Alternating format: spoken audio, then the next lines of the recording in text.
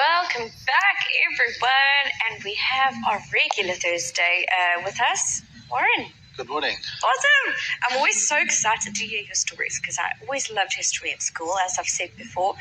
What's this now? The story today is the story of buttons. Yes. How exciting! Cool. It is quite interesting. I'd find it very interesting. Maybe I'm a nerd, but I find it very interesting.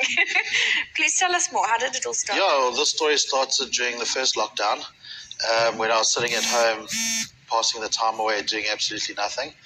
And I had a whole big box of just little artifacts and buttons and things that I'd picked up over the years.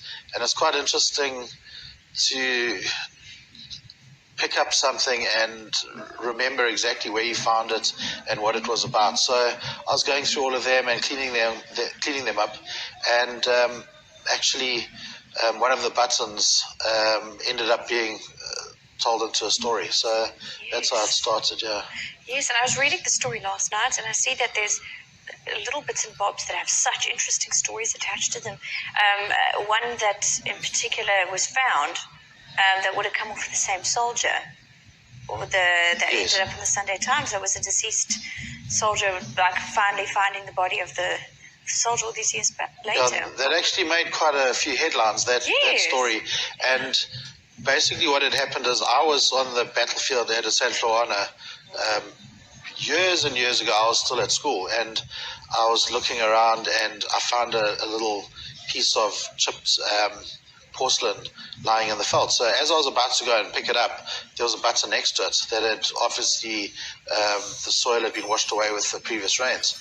So I picked it up and I put it with the rest of my junk in a drawer somewhere for 20 years. It sat there doing nothing. Yeah. And one morning I was picked up the Sunday paper and I was reading it, and I read this article and I thought, hang on, I've got a button exactly like it. So I went to go and find the button, looked it up, and it was the same button. And the story was the Parks Board were digging up some ground over at Fugitive Drift to make a toilet there, and they actually dug up the remains of the soldier, and on him was two buttons, and they could identify him because he was the only person who had that uniform on the battlefield. So they picked up who he was quite easily. And then I found the button in the main battlefield. So it was just a timeline, really, of where he was at different times of the battle. You can sort of picture him trying to run away, and someone grabs onto his jacket and the button And pops he off, loses a button, yes. runs down the valley, gets killed there, type of scenario. So yeah, that was the one story that was in the last blog. Yeah. Yes, and I see there was a little medal as well. Yeah, that's another story. That's a different one.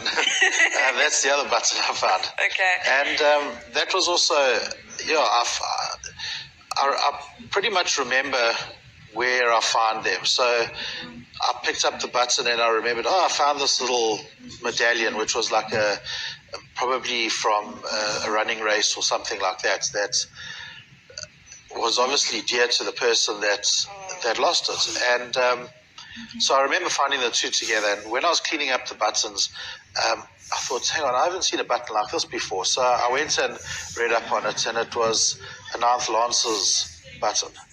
And further reading, I realized that the 9th Lancers never were in Natal during the Anglo-Boer War. So I thought that's even more interesting. So I kind of like tried to find out how this button ended up in Mooi River, and eventually the story just started weaving its way through, and we found out that he obviously got sick, and just when the 9th Lancers were leaving South Africa, he was transferred down to Mooi River. He obviously got sick in Mooi River. They threw away his clothing, which had the little medallion inside, and it was a pocket button. So it was the button that was probably with the button. Yes. The button was there, and the medallion was in the same pocket. Was with it, yes. And it probably lay in the felt for a while, and the material either got burnt or it just disintegrated. Yes. And then, over 100 years later, we went and found it. That's incredible. And so looking through the records, this chap was a Private E. Buckley that was in Natal, and he died in Moy River too. So from where we found the button to where he's buried is only 800 meters away.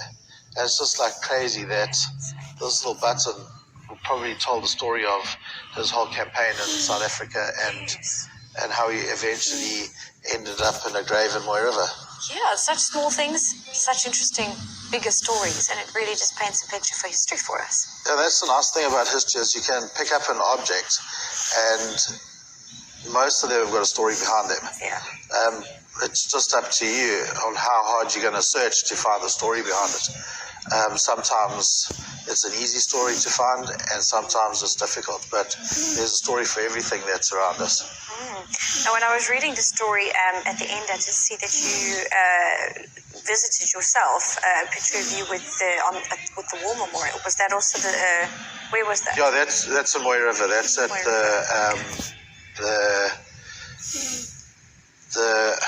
the grave site of all the soldiers that are buried in Moy River. Okay. Because there was a big hospital there, so there were quite a few casualties. I can imagine. Yeah. Medicine wasn't what it is now. No, definitely not. Definitely not. That's incredible. I always love your stories. And we were talking off air about the trips that you're doing. The tours that you're doing to all these various historical places. If people are interested in actually not just hearing the story, reading the story, but actually getting to these places and seeing it, how can they contact you, Warren? Yeah, they can get hold of me on, can I give you my phone number? Yes, go for it. 072 889 0663.